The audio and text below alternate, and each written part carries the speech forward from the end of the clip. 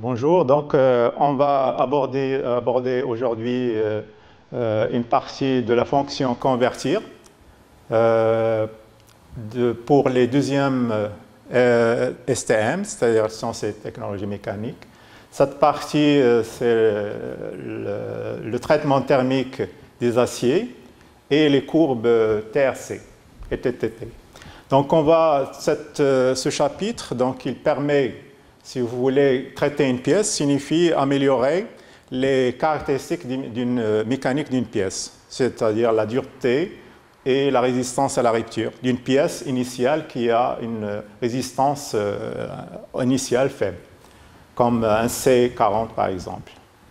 Donc on va voir comment améliorer ces caractéristiques mécaniques en jouant sur la structure cristalline des métaux. On va tout d'abord aborder c'est quoi la structure cristalline des métaux, c'est-à-dire en observant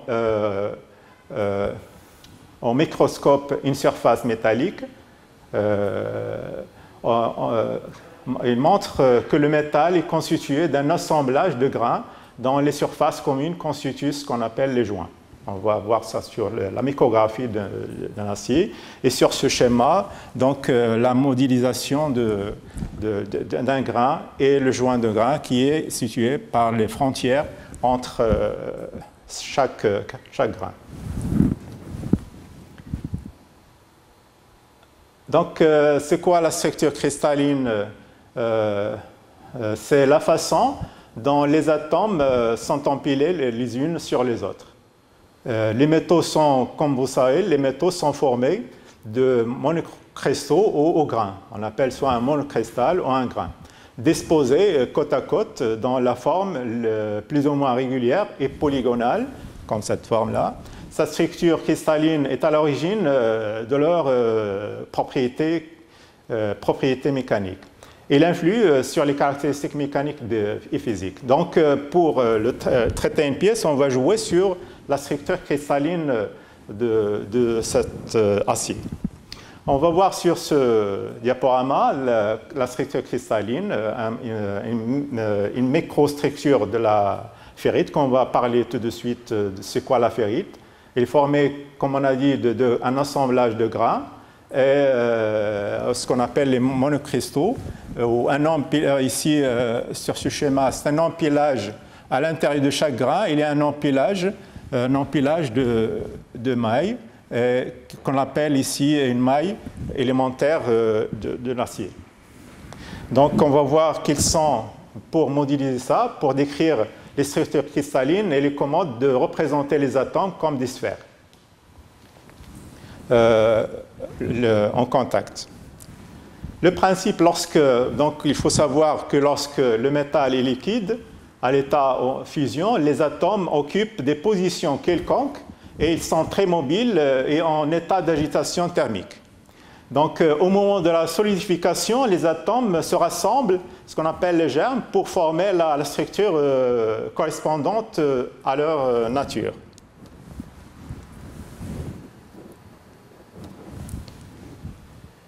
Donc, au cours de refroidissement, ce qu'on a parlé tout à l'heure, les germes se développent en attirant les atomes les plus proches lors de la solidification pour former un grain. Donc, on a dit que la structure, c'est un assemblage de grains. Chaque grain étant appelé un monocristal, c'est la croissance qu'on voit ici.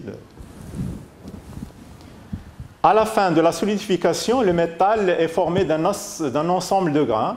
Les frontières des grains sont appelées des joints de grains, comme on voit sur ce schéma, et aussi sur la micrographie de la ferrite, sur le schéma, l'autre schéma. À l'intérieur donc des grains, les atomes en contact les uns avec les autres, disposés régulièrement, forment des empilements compacts. Les réseaux cristallins ainsi formés sont appelés des mailles. Donc les mailles sont les unes à côté des autres. Les mailles rencontrées les plus fréquemment sont la maille cubique centrée.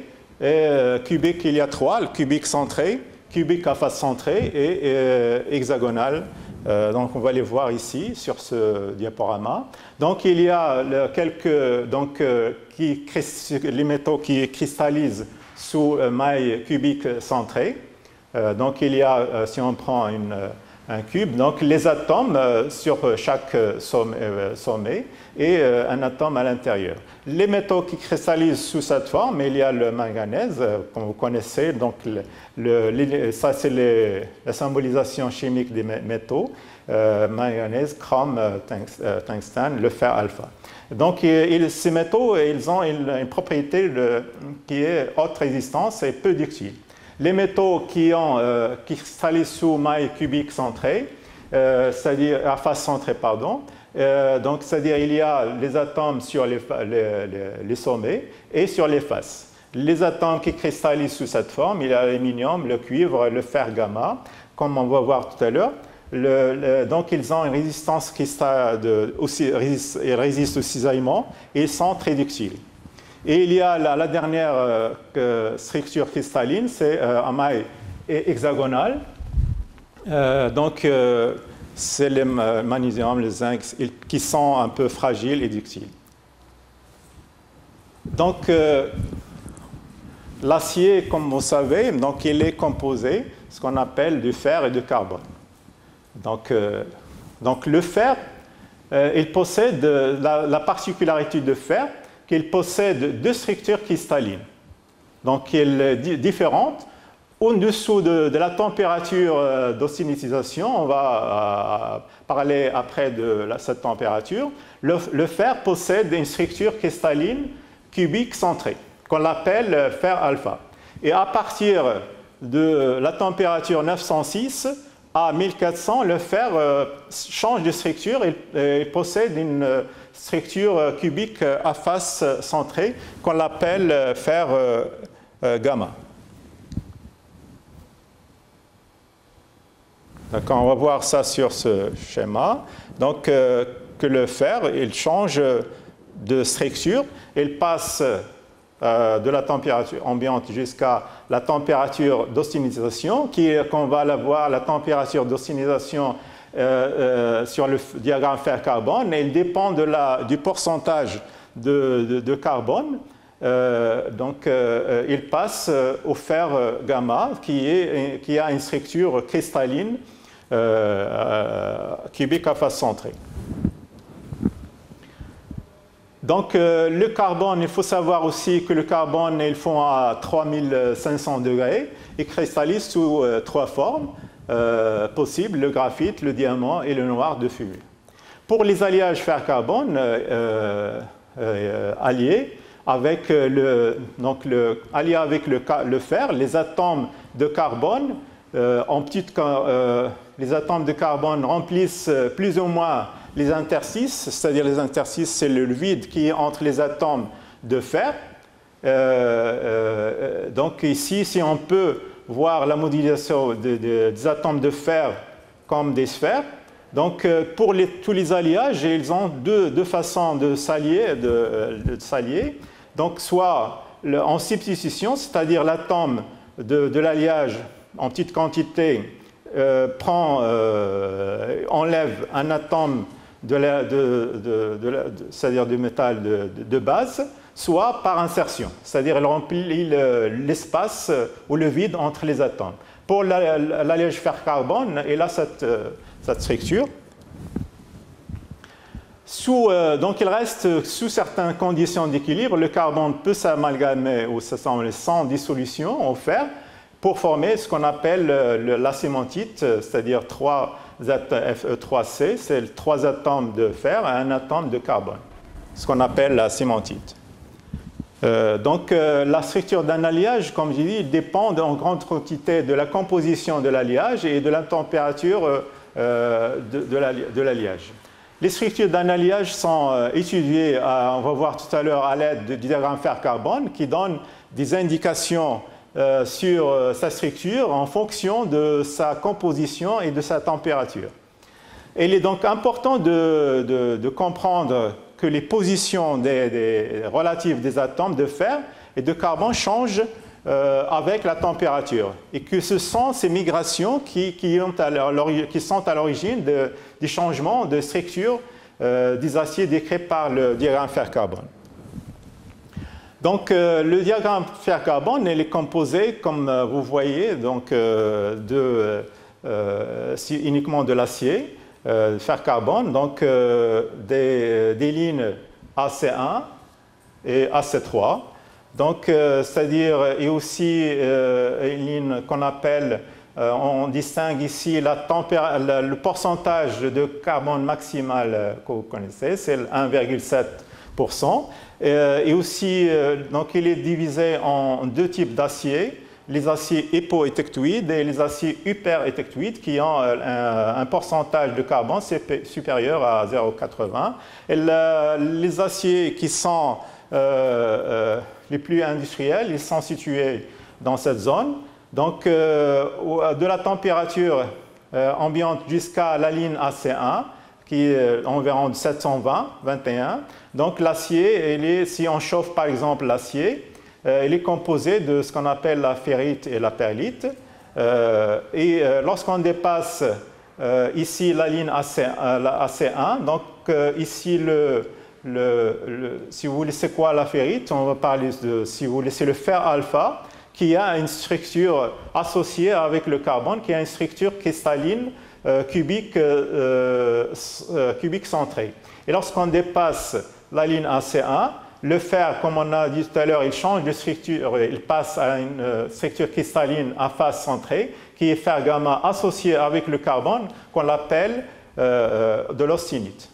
Donc, lorsqu'on dépasse la ligne AC1, qui est environ 721, donc si vous voulez, il est constitué uniquement de l'austenite. Ici, la pièce se transforme en austenite au fur et à mesure jusqu'à, si on prend par exemple une température de 0,4 qui est C40, donc la température qu'on a parlé tout à l'heure d'austenitisation, c'est-à-dire qu'il se transforme en austenite, c'est le fer gamma associé avec le carbone, on l'appelle l'austenite, donc c'est environ 840. Donc, comme on a vu tout à l'heure, les phases, chaque phase est caractérisée, c'est ça les phases, chaque phase est caractérisée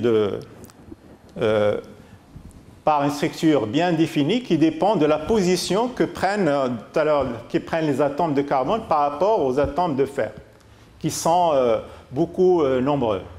Donc, la structure cubique centrée pour la ferrite, donc on a dit la ferrite, c'est le fer alpha associé avec le carbone, donc on l'appelle, qui a une structure cristalline cubique centrée, on l'appelle la ferrite.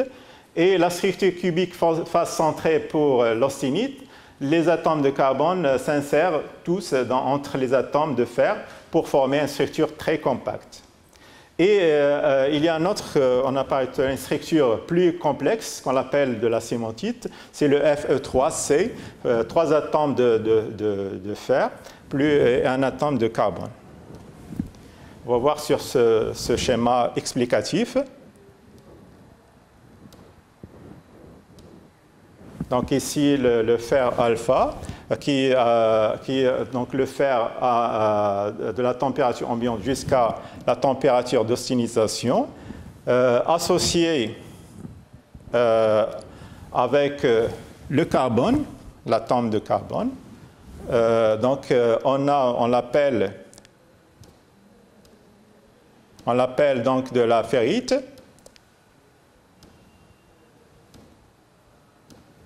Donc on l'appelle de la ferrite, donc la structure qui a le fer, qui possède le fer, structure cristalline jusqu'à la température 721, donc associé avec associé jusqu'à 720 à peu près, parfois on est à 727, donc là on l'appelle de la ferrite. Et aussi l'austenite, j'ai dit lorsqu'on dépasse cette température, le fer change de structure, il passe à une structure cristalline à face centrée, qu'on appelle fer gamma associé avec le carbone, qu'on appelle de l'austenite. Et il y a une troisième, la cémentite, c'est Donc c'est le Fe3C, donc 3 atomes de fer plus un atome de carbone. Donc on va voir, si vous voulez, la structure au micrographique, donc ici de la perlite, des lamelles, si vous voulez, et en blanc, c'est lamelle en noir, c'est la cimentite, et en blanc, c'est la ferrite. Donc la perlite, c'est l'association entre la ferrite et la perlite. Donc la même chose ici, on voit sous forme micrographique les aciers hypoétectuides, c'est-à-dire qui ont un pourcentage de carbone inférieur à 0,8%, et aussi les hypoétectuides qui ont un pourcentage de 0,8% à 1,7. Pour les aciers hypoétectuides, donc l'austenite a moins de 0,88% se transforme en ferrite et plus perlite. Au refroidissement, l'austenite se transforme d'abord en perlite, mais comme il n'y a pas assez d'atomes de carbone pour obtenir que la perlite, il reste toujours une petite quantité de ferrite qui ce sont les plus utilisés, comme j'ai dit tout à l'heure, industriellement. C'est les aciers hypoétectuides qui ont un pourcentage de carbone inférieur à 0,8%. Donc on trouve toujours un C40, C45, C35. Donc il y a les aciers qui ont le pourcentage de carbone 0,8%. L'austenite a 0,8% de carbone, se transforme en perlite. Et pour les aciers hyperétectuides, l'austenite a plus de 0,8%, se transforme en cimentite plus perlite. Tout le carbone initial lors du refroidissement ne pouvant être dissous et consommé par la perlite. Les atomes qui restent s'amalgament avec le fer pour former ce qu'on appelle la cimentite, le Fe3C. On voit sur ce diaporama, sous forme la micrographie de la ferrite, et ici une schématisation de la ferrite pour les aciers hypoétectuides, ferrite plus perlite. Donc ici, la ferrite, elle forme les joints et les aiguilles de la perlite. Donc, c'est la micrographie des 3 types d'aciers, les aciers hypoétectuides, les aciers étectuides qui ont un pourcentage de 0,7 ou 0,8, et les aciers qui ont un pourcentage supérieur à 0,7 ou 0,8, donc les aciers hypoétectuides qui sont constitués de la cimentite et de la perlite. Ici, uniquement, les aciers, c'est de la perlite, c'est l'association entre la perlite et si vous voulez, la ferrite et la cimentite. En passant maintenant au traitement thermique proprement dit, donc l'objectif, comme on a vu tout à l'heure, c'est d'améliorer les performances des aciers. Donc, comme ça, la structure et les propriétés mécaniques des aciers, qui sont la résistance à la rupture élastique, la dureté et l'allongement pour cent, et la résilience, c'est les initiales des propriétés mécaniques. La résilience des aciers peuvent être modifiées par un chauffage suivi d'un refroidissement à durée contrôlée. C'est-à-dire, on va voir que la durée est faible, c'est-à-dire la vitesse rapide. Les propriétés des aciers sont liées à leur microstructure qu'on a parlé ici, dans la masse, c'est-à-dire le chauffage de la surface jusqu'à l'intérieur. Donc, 2 types de traitements thermiques. On distingue 2 types de traitements thermiques. Les traitements dans la masse, c'est-à-dire on trempe toujours la pièce entière, et il y a un traitement de surface. Nous, on aborde uniquement les traitements dans la masse, qui sont les 3 types de traitements thermiques qu'on aborde. C'est les trempes, les revenus et le recuit. On va voir c'est la différence. Le but de chaque. Donc sur le diagramme fer-carbone, on distingue ici les zones de trempe et de recuit, c'est-à-dire lorsqu'on dépasse la ligne qu'on a parlé tout à l'heure de la ligne A3 ou AC3. Donc AC3 plus 50, on ajoute 50. Donc c'est la zone de trempe et de revenu. Et il y a la zone de revenu.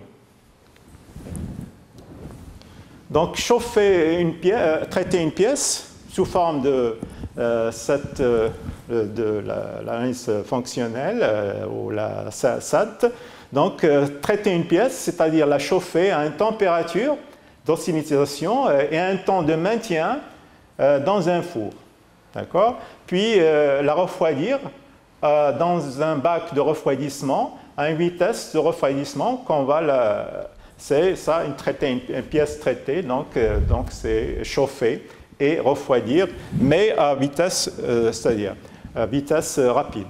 On va voir le refroidissement qui influe sur la vitesse de refroidissement qui influe sur la structure cristalline. Donc il y a donc plusieurs moyens de refroidissement, soit une vitesse instantanée par l'azote liquide, soit vitesse rapide à l'eau froide, soit vitesse moyenne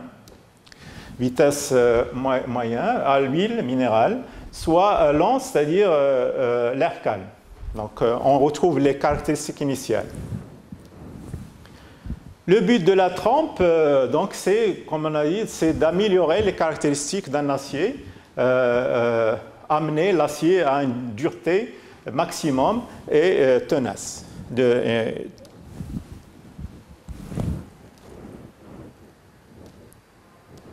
Donc, le cycle que subit la pièce, donc c'est un cycle de 3 parties, le chauffage, puis le maintien, et une vitesse, donc un refroidissement rapide. Comme vous voyez ici, la durée elle est faible, donc une vitesse rapide.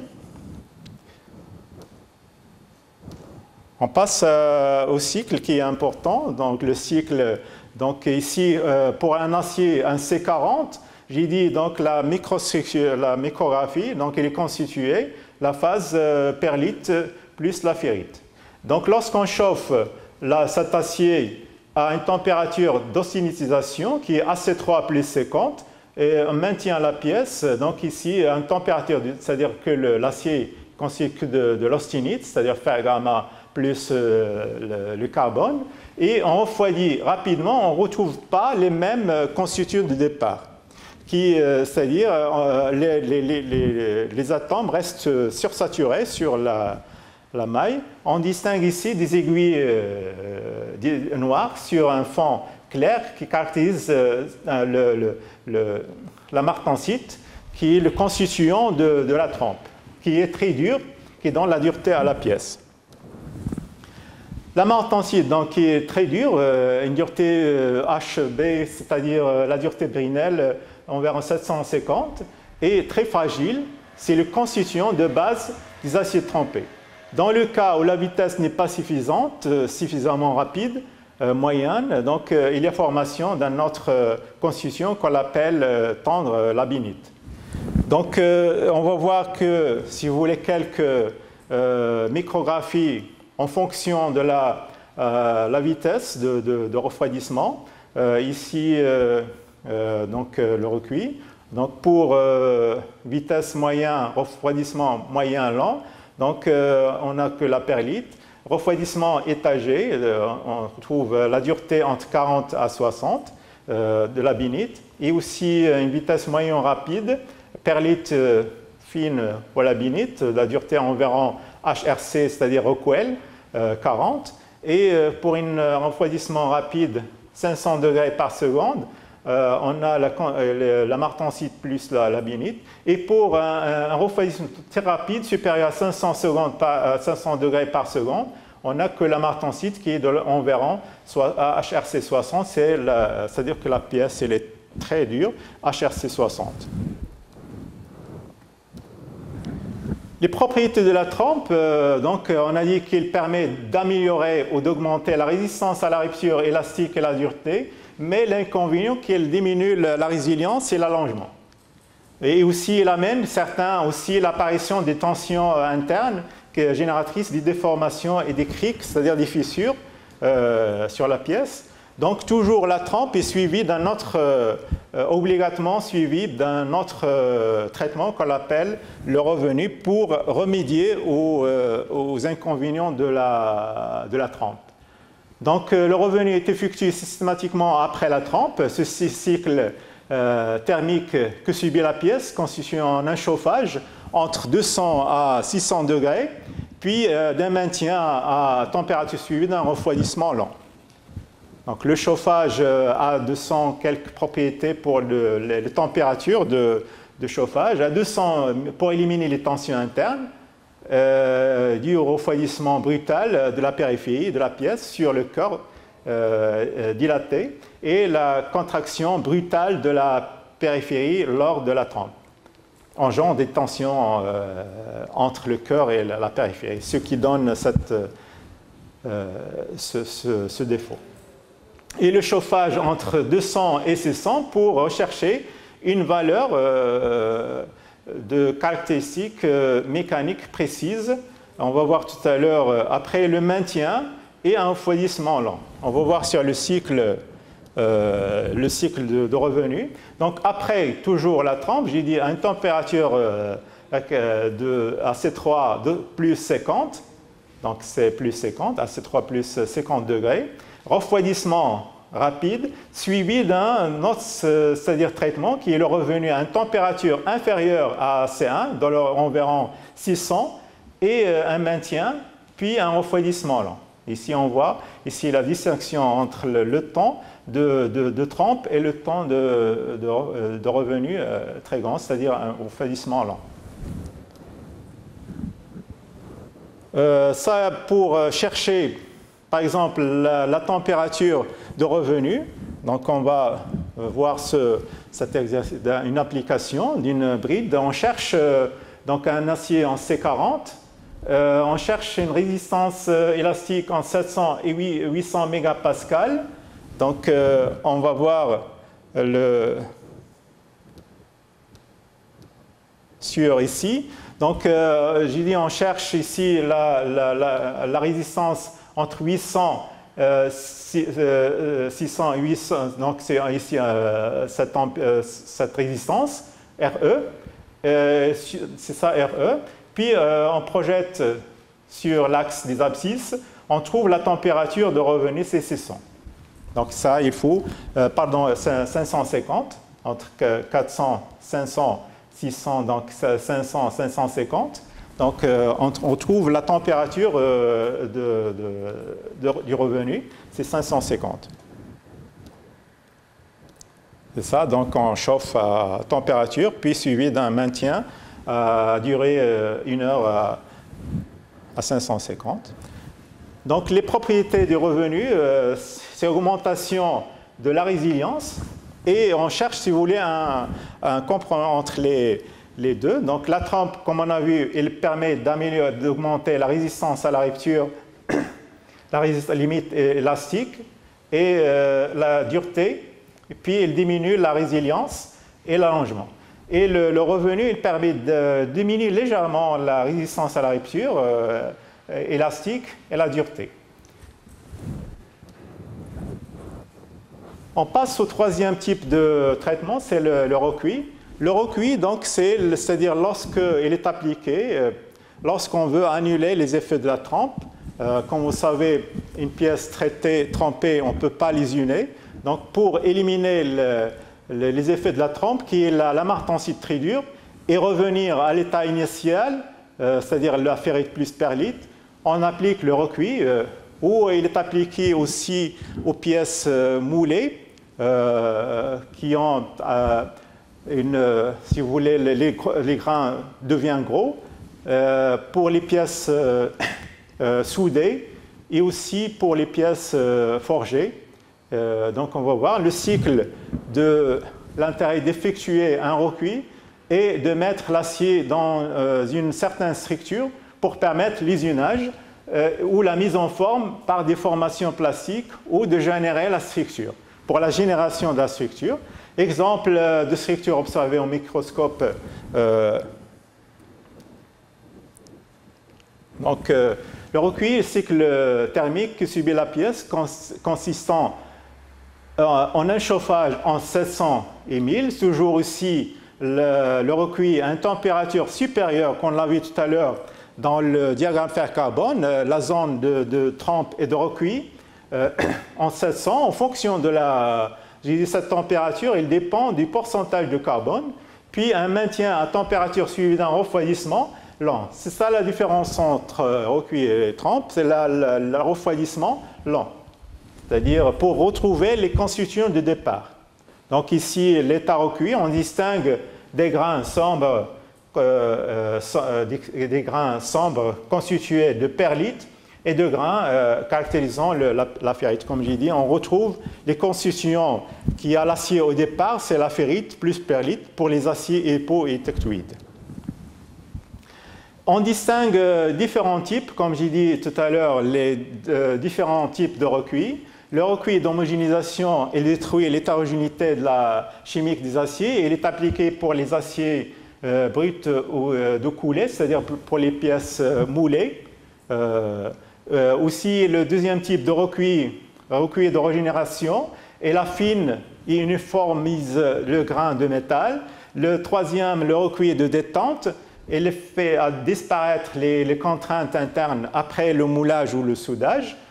La pièce soudée, il donne des contraintes. Il y a le recuit de recristallisation pour les aciers forgés. Et le dernier, c'est le recuit complet, qu'il facilite, c'est-à-dire après une trempe, il facilite l'usinage et la déformation à froid et la déformation en faisant disparaître les constituants les plus durs qui sont la martensite. Ici, sur les cycles de recuit, donc le cycle de recuit d'homogénéisation, après trempe, donc le cycle de recuit. Donc là, après, si vous voulez, pièce, pardon, ici la pièce qui a une pièce moulée. Donc, les grains deviennent gros, donc on applique le recuit d'homogénéisation. Et aussi, il y a le recuit d'affinage pour affiner le grain. Le grain il est gros, donc on affine le grain.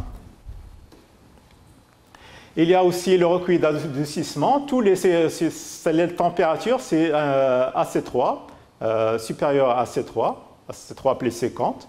Ça, c'est le recuit complet d'adoucissement, c'est-à-dire une pièce impossible d'usiner. Pour la rendre l'usinage, donc on applique ce recuit complet d'adoucissement pour retrouver ici la dureté très dure, la martensite. On passe à l'austinite et puis on refroidit une vitesse lente pour retrouver les constituants de départ ferrite plus perlite. Et le dernier, c'est le recuit de cristallisation pour les pièces forgées, c'est-à-dire après l'estampage ou donc les grains donc, se défendent. Après, on va les recristalliser. Donc on passe cette...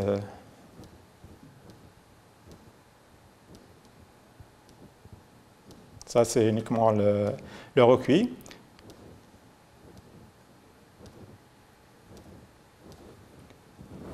On passe au diagramme, les courbes TRC et TTT. Les courbes TRC, c'est les initiales de trempe en refroidissement continu. Et les diagrammes, les courbes TTT, c'est trempe en refroidissement étagé, c'est-à-dire en stop à des températures. Puis observer le principe de ces courbes qui sont établies par expérience pour chaque type d'acier.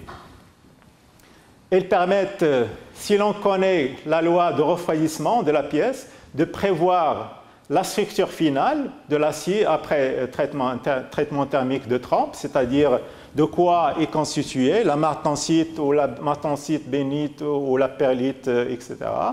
C'est-à-dire la structure finale, c'est la dureté, et sa composition qui est, c'est-à-dire la ferrite, la perlite, etc.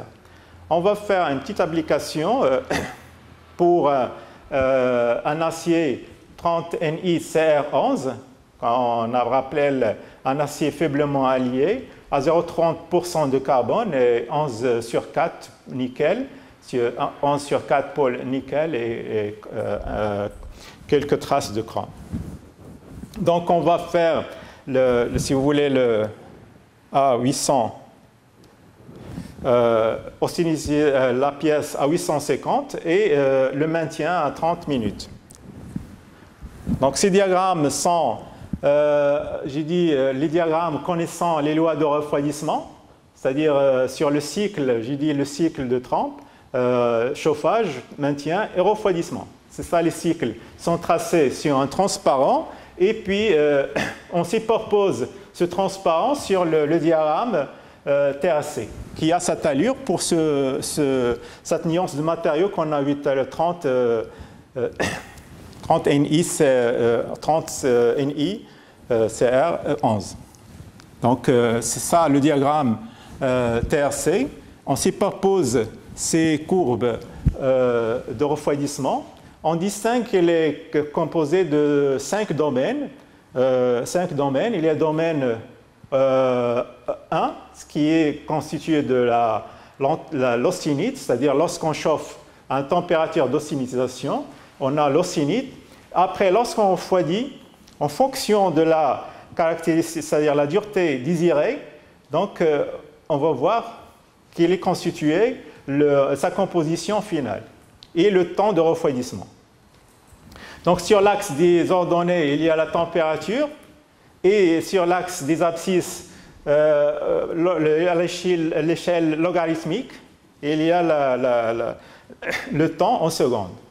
Donc il y a le domaine de la ferrite en vert, le domaine de la perlite en rose, et le domaine de la binite en bleu, et le domaine de la martensite en jaune. Ici, le MS signifie c'est le début de la transformation en martensite, martensite star, au début de la transformation en martensite, à partir de cette ligne. Ici, c'est 50% et ici, 80%. Les chiffres qui sont, c'est le pourcentage de chaque, si vous voulez, de l'austenite transformée à l'extérieur de chaque courbe. C'est le pourcentage de chaque l'austenite qui a été transformée à l'extérieur de chaque courbe, à la sortie. Et ici, la dureté recherchée. On va voir, il était bien expliqué ici. Les duretés obtenues en fonction des vitesses de refroidissement sont notées en bas du diagramme. Les chiffres à la sortie du domaine de la ferrite, j'ai dit il y a les 4 domaines, le domaine de la ferrite, domaine de la perlite, domaine de la binite, domaine de la martensite. Les chiffres à la sortie de chaque domaine, ferritique, perlitique et binitique, indiquent la quantité de l'austenite qui a été transformée. C'est-à-dire, au début, il y a 100% de l'austenite. Après, il se transforme au fur et à mesure, dans chaque domaine correspondant. Connaissant la loi de refroidissement que j'ai dit tout à l'heure tracée sur un transparent, je l'ai déjà expliqué, en plastique, on superpose ce diagramme au diagramme TRC, qui est les 5 domaines, qui la représente. Donc, chaque nuance de matériau a un diagramme correspondant. La lecture s'effectue en observant les domaines traversés par cette courbe. En partant du début de refroidissement, chaque domaine traversé correspond à une structure correspondante, ferrite, perlite, binite, présente dans la structure finale dans une proportion qui est indiquée sur le diagramme. Donc, comme je disais tout à l'heure, les A, si vous voulez, c'est l'austenite, F, la ferrite, C, cimentite, M, c'est la martensite, F plus C, suivant les niveaux, soit de la perlite, soit de la binite. Donc, j'explique ça. Donc, il y a 5 domaines. Domaine 1 de l'austenite, domaine de la ferrite, domaine de la perlite, binite et de la martensite. Exploitation du diagramme. Donc, ici, on va voir qu'il y a, donc je reviens ici à la dureté, les 4 échantillons, on va revenir au diagramme. l'échantillon de diamètre 10, 20, 40 et 80. Donc, on va revenir au diagramme.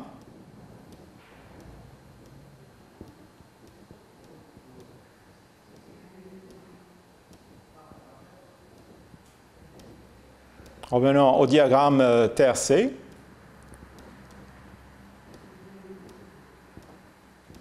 Voilà. Donc le diagramme TRC ici, on va étudier les 4 échantillons, diamètre 10 mm, échantillon 20 mm, et l'échantillon 40 mm, et l'échantillon 80. Donc pour l'échantillon, le premier échantillon, 10 mm, donc c'est ça, si vous voulez, sa courbe de refroidissement. Il passe donc de l'austenite au domaine de la martensite. Donc ici, c'est-à-dire on a 100% de la martensite plus de l'austenite résiduelle. Donc la dureté trouvée, c'est 50 HRC. Donc la dureté, c'est pour le deuxième. Donc le deuxième échantillon, c'est presque la même chose. Il n'a pas traversé le domaine de la binite. Donc, si vous voulez, la même chose, mais la dureté environ entre 50 et 47, donc c'est environ 48. Mais le temps de refroidissement est différent. Pour l'échantillon de diamètre 40, voilà, donc il a traversé, donc pour l'échantillon diamètre 40, si on suit la courbe dès le début, donc il passe du domaine de l'austenite, 100%, et il se transforme. Donc on a ici diamètre 40, le chiffre qui est à la sortie du domaine de la binite qu'il a traversé. Donc l'austenite transformée, c'est 20%.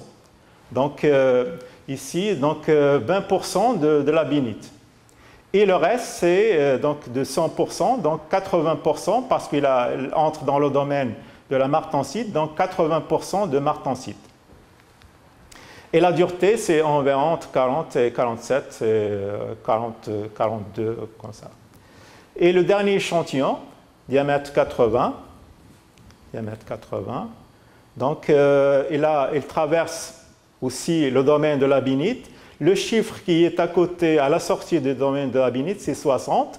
Donc 60% de l'austenite transformée en binite, donc 60% de binite, et le reste, il entre dans le domaine de la martensite jaune, c'est 40% de martensite et 60% de binite. Et la dureté, c'est 33.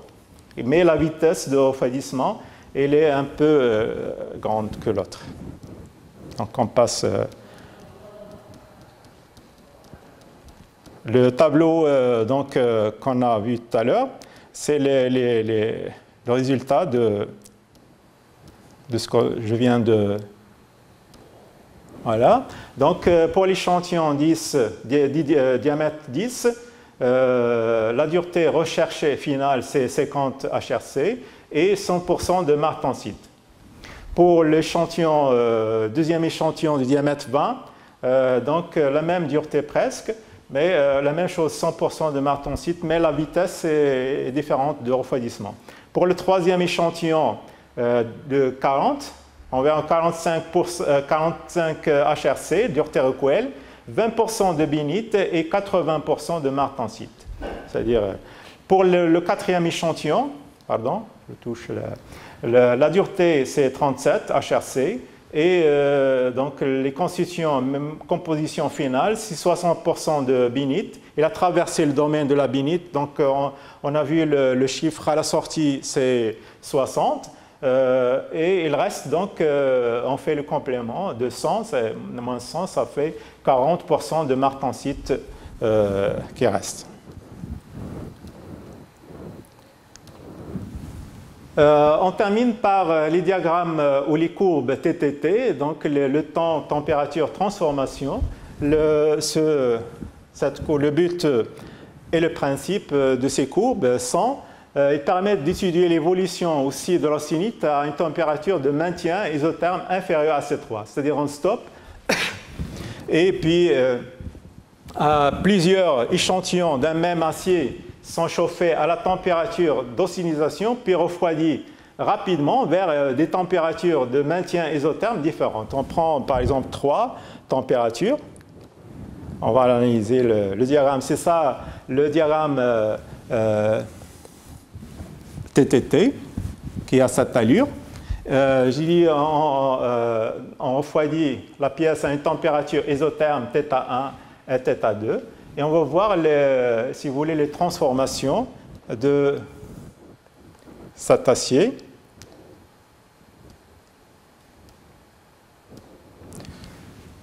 Si vous voulez, on voit, c'est le début de la transformation, T0, et pour cette température est la fin de la transformation. C'est la période ici de la transformation de cet acier. Ça, c'est le domaine de la binite, ferrite, perlite. Ici, de la ferrite, comme tout à l'heure. Là, on a de l'austenite, il se transforme ici, après, en ferrite, puis ici, en perlite. Ici, le domaine de la binite se transforme en binite.